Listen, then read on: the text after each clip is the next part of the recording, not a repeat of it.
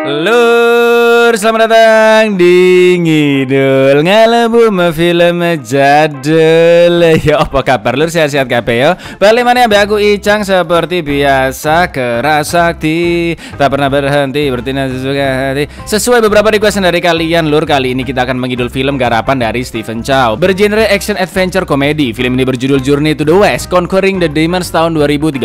Siapa di sini yang belum pernah nonton keras sakti di TV adik-adik? Kasihan masa kecilnya kalian pasti tidak bahagia. Journey to the West Conquering the Demons bercerita tentang seorang biksu sekaligus pemburu siluman yang selalu gagal menangkap siluman. Sampai akhirnya gurunya meminta untuk mencari keberadaan Sun Wukong si keras sakti yang telah dikurung 500 tahun lamanya oleh sang Buddha. Gimana keseruannya? Ya wis kita langsung gaskan sesuai pantun dulurku Whitney Winda. Susah kali lah namanya. Mbok tukiem lambene bocor. Monggo sekecaaken. Ecor.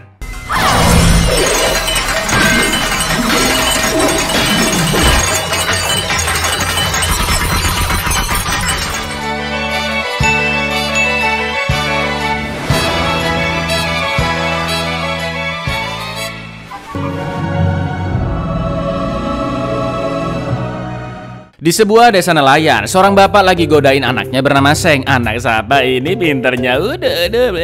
Jangan deket-deket air ya, bahaya ada siluman lo di dalamnya. Si ayah pun pura-pura jadi siluman dan malah membuat Seng menangis. Lalu ketika dia mencoba menghibur anaknya, tiba-tiba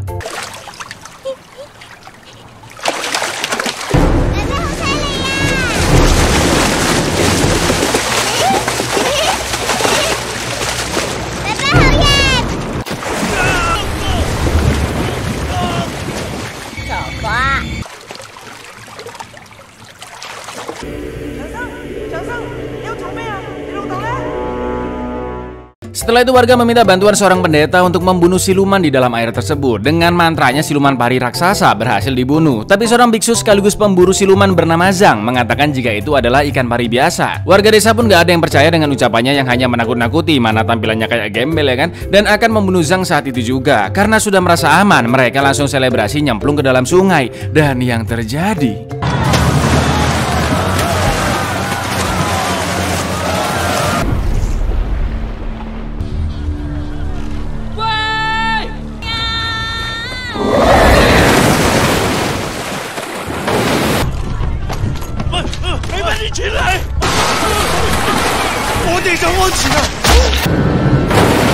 ternyata dugaan Zhang benar lur, siluman masih hidup dan langsung memakan warga. Bahkan yang berada di daratan masih kena caplokan lidahnya yang sangat panjang. Kepanikan pun terjadi, semua warga berlarian naik ke atas rumah, tapi tetap aja lidah siluman masih bisa menjangkaunya. Zhang pun memperingatkan warga untuk tetap diam dan jangan bergerak untuk mengelabui siluman. Tapi ini Seng malah nangis ngejar emaknya deh. Aduh deh. Seng pun langsung ditarik oleh monster tersebut dan para warga berusaha menyelamatkannya dengan memotong lidah siluman. Tapi sayangnya Seng terpeleset dan siluman langsung mencaploknya. Ibunya pun gak terima melihat anak dan suaminya dibunuh begitu saja dan akan by one melawan siluman tersebut. Jelas mampus ya kan. Lalu tanpa sengaja siluman itu merusak jembatan dan membuat seorang bayi jatuh. Untungnya Zhang yang berhasil lolos langsung menyelamatkannya.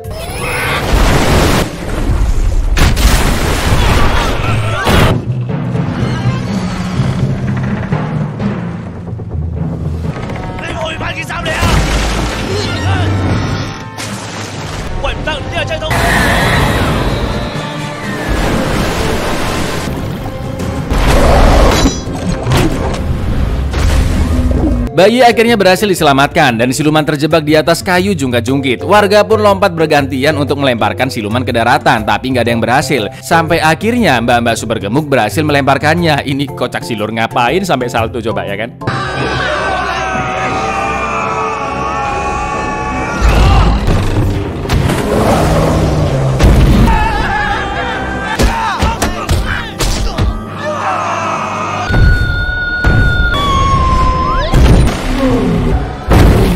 Siluman itu akhirnya berubah menjadi manusia telanjang. Wow, udah pada emosi pengen langsung dibunuh. Tapi Zhang menahan warga dan akan melakukan ritualnya secara profesional bermodalkan 300 lagu anak-anak. Karena menurut Zhang, setiap siluman itu sebenarnya baik dan lagu-lagu itu bisa membangkitkan kebaikannya. Mana mempan bro, sampai akhirnya datanglah mantan kuduan, seorang pemburu siluman dengan teknik barbarnya, langsung memukuli siluman tersebut dan menyegelnya di dalam kantong ajaib.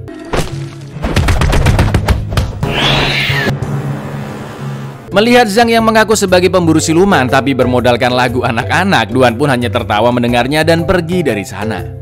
Zhang yang selalu gagal menangkap siluman pun sangat kecewa dan mendatangi gurunya. Gurunya mengatakan jika siluman sungai yang dilawannya tadi dulunya adalah orang baik. Dia menyelamatkan seorang anak di sungai, tapi warga desa malah menganggapnya sebagai penculik. Lalu warga pun langsung membunuhnya dan membuang jasadnya ke sungai. Kemarahan dan kebencian itulah yang membuat rohnya berubah menjadi siluman sungai dan membalas dendam kepada warga desa. Zhang pun mulai mempertanyakan apakah buku tersebut benar-benar sakti, karena dia hanya ingin menjadi pemburu yang bisa memusnahkan siluman. Gurunya pun berkata jika membunuh bukanlah cara yang baik, dan dengan buku itu Zhang bisa menghilangkan kejahatan di dalam diri siluman. Meskipun gurunya nggak ada di sana, tapi dia tahu apa yang terjadi, termasuk saat Zhang menyelamatkan seorang bayi. Tapi Zhang tetap sangat kecewa karena banyak warga yang nggak bisa diselamatkan olehnya. Gurunya pun bilang jika suatu saat nanti Zhang pasti mendapatkan sebuah penerangan dan akan mengetahui betapa hebatnya kekuatan buku dari 300 lagu anak-anak.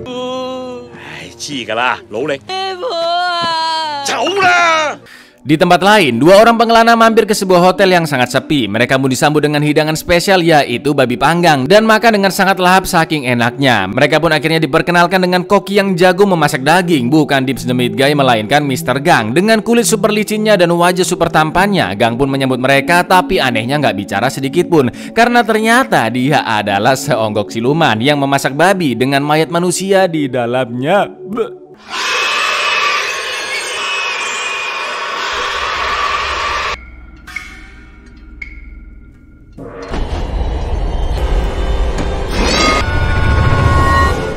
Tak lama kemudian Zhang mampir ke hotel tersebut, tapi kali ini terlihat banyak orang di sana. Karena Zhang seorang pemburu siluman, dengan mata batinnya Zhang tahu jika tamu-tamu tersebut sebenarnya sudah mati dengan sangat mengsadiskan. Juga mengetahui jika makanan babi itu berisikan mayat manusia.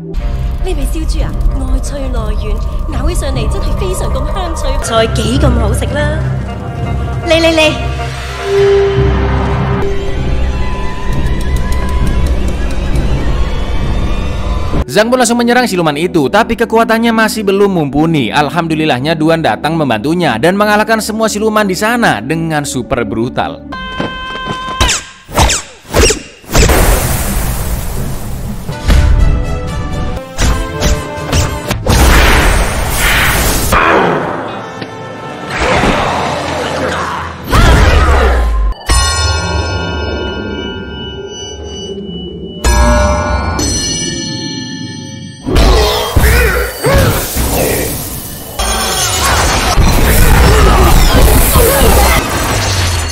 Ternyata semua siluman tadi hanyalah cecunguk-cecunguknya saja. Lalu datanglah Demuka berminyak Gang yang bisa menyaingi kekuatan Duan.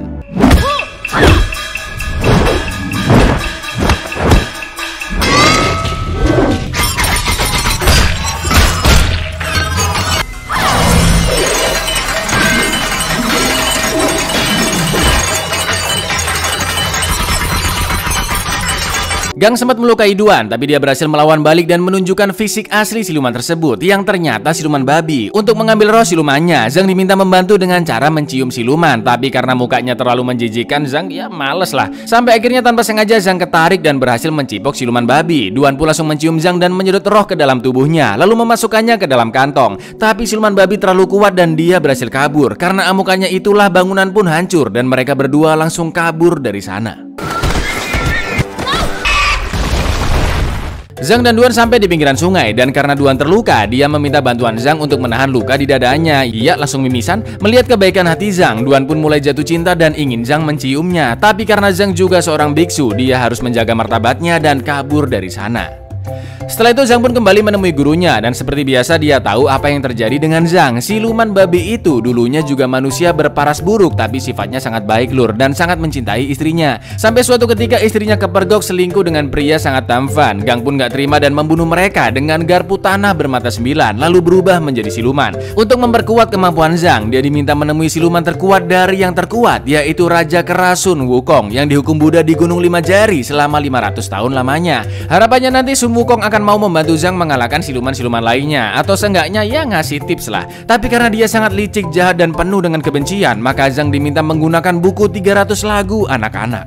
Saat dalam perjalanan, Zhang terkena jebakan yang ternyata itu adalah perangkap dari kelompok pembunuh siluman maupun pemburu siluman. Mereka sudah menangkap beberapa orang termasuk Duan yang diduga sebagai pemburu siluman. Kalau nggak ngaku dirinya adalah pemburu siluman, langsung sabet pakai pedang. Dan ketika giliran Zhang yang ditanya, Duan pun mengatakan jika Zhang adalah suaminya dan mereka lagi bertengkar aja di dalam hutan. Untuk membuktikan mereka beneran suami istri, dimintalah Azaluli saat itu juga. Zhang pun terpaksa akan melakukannya sampai akhirnya dia melihat luka palsu di tangan Duan. Ternyata mereka semua adalah anak buahnya Duan dong yang minta acting biar Zhang mau Azaluli sama Duan. Padahal kan kesempatan ya lur, kesempatan. Duan sangat ingin menikah dengan Zhuang dan memiliki satu anak, lalu hidup sederhana. Sedangkan Zhang hanya ingin cinta kepada Buddha Agung. Karena Zhang menolak cintanya, nggak pakai lama langsung digurung. Tak lama kemudian gang si babi hutan datang dengan menggunakan tiupan udara yang dipukul berkali-kali. Kereta pun kabur dengan sangat cepat. Tapi tetap aja babi hutan bisa mengejarnya dan berhasil menghancurkan kereta tepat ketika Duan menyelamatkan Zhang.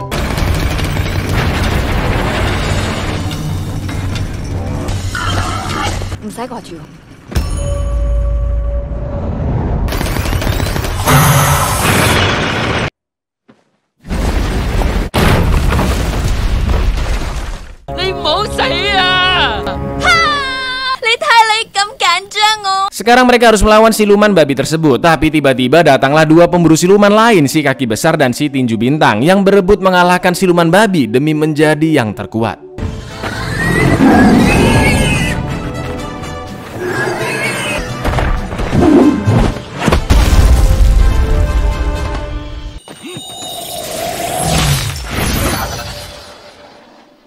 Satu pemburu lainnya datang, yaitu Pangeran Important. Debatlah mereka bertiga mengaku sebagai pemburu siluman terkuat. Zhang bilang jika mereka semua adalah pemburu siluman yang gak berguna. Bukannya bersatu melawan siluman babi, malah rebutan ketenaran dan uang. Zhang pun akan pergi dari sana dan meminta buku 300 lagu anak-anaknya yang masih dibawa oleh Duan. Karena merasa tersinggung dengan sikap Zhang, Duan pun menyobek-nyobek buku tersebut. Disitulah Zhang semakin membenci Duan dan akhirnya pergi dari sana.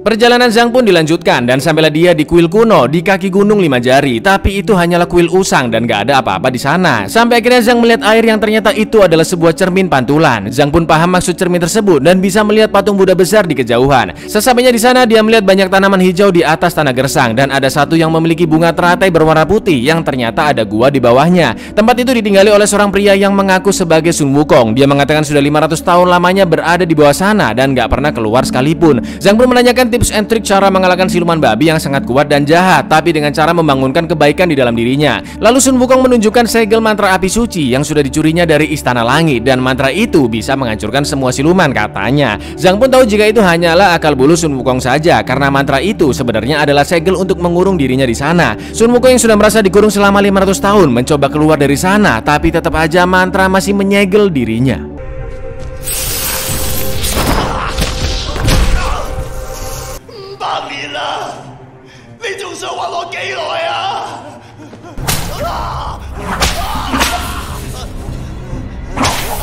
Menurut Zhang, Sun Wukong akan dikeluarkan oleh Buddha jika dia sudah mendapatkan penerangan. Maka dari itu Zhang memintanya berbuat kebaikan, yaitu membantu menjinakkan siluman babi. Setelah diberikan sebuah pisang yang selama ini nggak pernah dimakannya, Sun Wukong pun langsung nurut dan akhirnya memberitahu tips menjinakkannya. Meskipun gangsi siluman babi hatinya terluka karena diselingkuhi, tapi dia masih mencintai istrinya. Dia suka melihat istrinya menari di bawah sinar bulan, bahkan menciptakan lagu untuk istrinya. Maka dari itu Zhang diminta mencari seorang wanita cantik untuk menari dan bernyanyi di bawah sinar bulan. Setelah siluman babi muncul, sisanya Sun Wukong yang akan mengurusnya.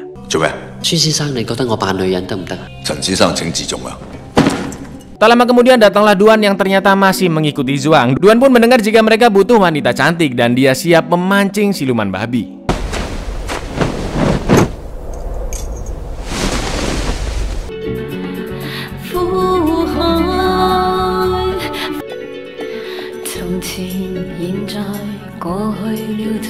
Dengan memakai gaun putih dan diiringi musik dari Zhang, Duan pun mulai menari dan menyanyi. Ya Allah, ayune mbak. Sampai akhirnya siluman babi pun datang dan Sun Wukong langsung memanggilnya. Lalu yang terjadi,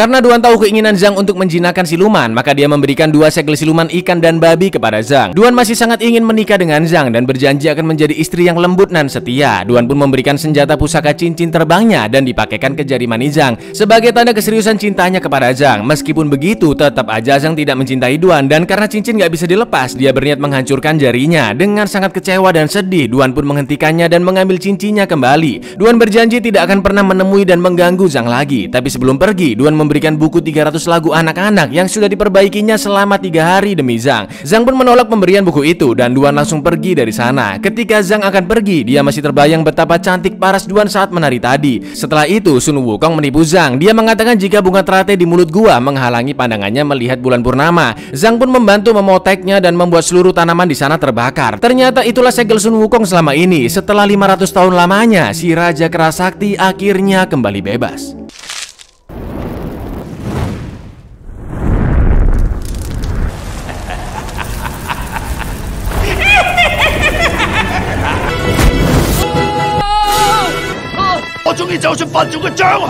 Meskipun Sun Wukong sudah keluar dari gua, tapi Buddha masih mengintainya. Karena Zhang malah berdoa kepada Buddha, Sun Wukong pun yang emosi mencabut rambutnya sampai dia gundul. Sun Wukong gendeng, Sun Wukong gendeng. Meskipun begitu, Zhang masih tetap berdoa kepada Buddha. Lalu datanglah si kaki besar, tinju bintang, dan pangeran important yang berniat mengalahkan Sun Wukong sebagai siluman legendaris dan terkuat. Tinju bintang pun melawannya duluan, tapi Sun Wukong dengan izinnya langsung mencabik-cabiknya sampai mati, ya kan. Sekarang giliran kaki besar. Kenapa kaki besar? Ya karena begini ternyata lur kakinya.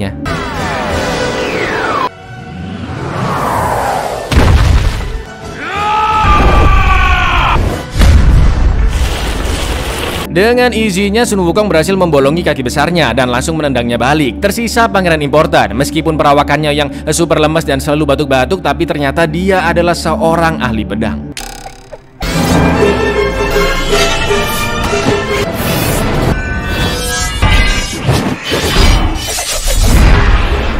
Dengan tongkatnya, Sun Wukong berhasil mementalkan semua pedang-pedang pangeran. Lalu saat pedang bersatu, tusukannya mampu menghancurkan tongkat Sun Wukong, tapi tidak bisa menembus badannya yang super keras. Dengan auman kerasnya, pangeran important dan si kaki besar pun langsung dihanguskan.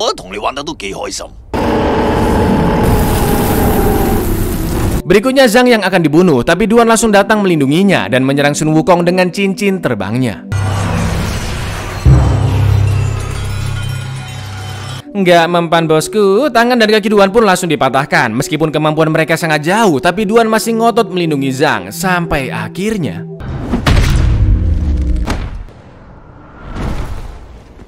dalam kondisi sekarat, Duan masih menanyakan apakah Zhang mencintainya. Lalu Zhang pun menjawab jika dia sudah mencintai Duan dari awal mereka bertemu dan akan selalu mencintai Duan bahkan sampai 10.000 tahun lamanya. Duan pun akhirnya meninggal. Sesuai permintaannya, Zhang akhirnya mencium Duan dan mengambil cincinnya. 第一次見到你，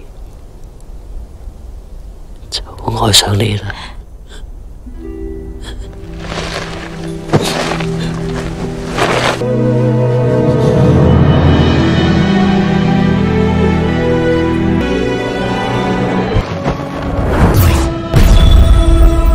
Tanpa rasa bersalah, Duan dihancurkan menjadi debu begitu saja oleh Sun Wukong. Di titik inilah Zhang mendapatkan penerangan dan mengeluarkan cahaya di tubuhnya. Lalu dengan membaca buku 300 lagu anak-anak, Zhang membangkitkan patung Sang Buddha yang dengan mudahnya dihancurkan oleh Sun Wukong sekali pukul.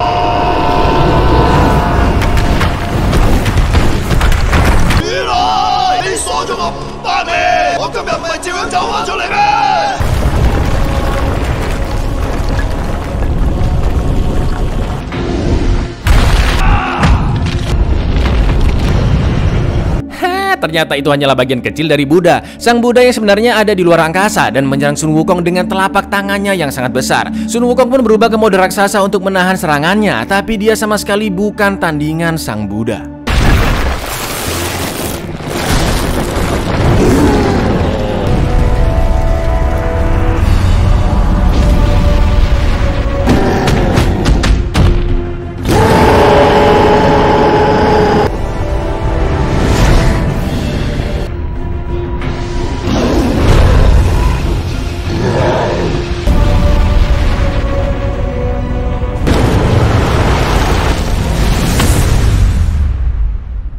Tiba-tiba Wukong sudah berubah menjadi manusia di suatu tempat. Zhang pun memberikan cincin terbang yang berubah menjadi mahkota dan menjadikan Sun Wukong sebagai muridnya. Singkat cerita, Zhang kembali bertemu dengan gurunya. Dia sudah mengerti jika cinta antara pria dan manusia adalah bagian dari cinta agung. Guru pun mengangkat Zhang sebagai murid dari Buddha, memberikannya jubah dan tasbih suci, juga mendapatkan misi mencari kitab suci ke barat untuk mengakhiri penderitaan manusia di muka bumi. Karena perjalanan nanti akan penuh halang rintang dan juga siluman berbahaya, maka ketiga murid silumannya akan menemani selama perjalanan. Mereka adalah siluman ikan, siluman muka berminyak babi, dan juga siluman kera sakti Sun Wukong.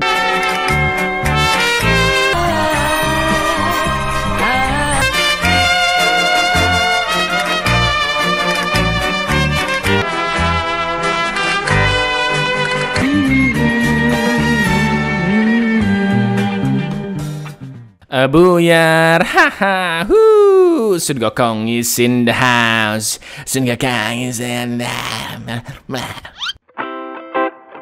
Ya apa entah nggak filmnya lur. Kalau kalian lihat secara langsung bakalan kerasa banget ciri khasnya film Stephen Chow. Memang vibe hawa-hawa kungfu hustle, Shaolin Soccer, termasuk scoring-scoringnya juga ada yang sama lur. Tenang sabar, sequelnya bakal tak bahas juga. Inti jangan rewel di komen nage-nage terus lur, tak jojo motomu suwe-suwe. Ya wes segitu dulu, aku Icang undur diri. Matur nuwun dan Zeno untuk macam-macam dengan Tong Samjong dan Kerasakti. Baca yes untuk klik subscribe di bawah ini. Assalamualaikum lur.